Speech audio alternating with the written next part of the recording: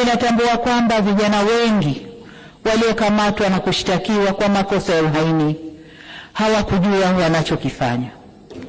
Nikiwa mama na mlezi wa taifa hili, ninavielekeza vyombo vya sheria na hasa ofisi ya mkurugenzi wa mashtaka kuangalia kiwango cha makosa yaliyofanywa na vijana wetu.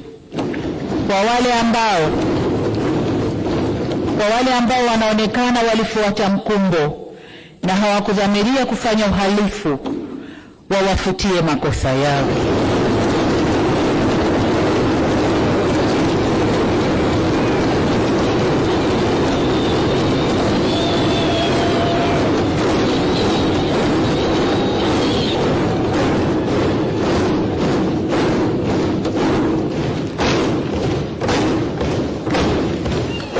Asante waheshimiwa wabunge, nashukuru. Waheshimiwa wabunge, ukiangalia klipu zile za maandamano, unaona kabisa kuna vijana ambao waliingia kwa kufuata mkumbo. Wanaimba kwa kufuata ushabiki. Hawakuwa wanajua wanalolifanya.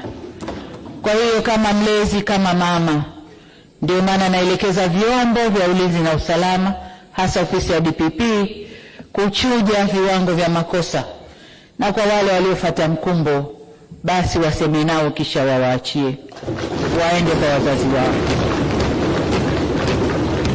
Natoa msamaha huo kwa sababu hata maneno ya Mwenyezi Mungu katika kitabu cha Luka sura 23 mstari wa 34 yanasema, na hapa nanukuu, Yesu akasema, Baba uwasamehe kwa kuwa hawajui watendalo.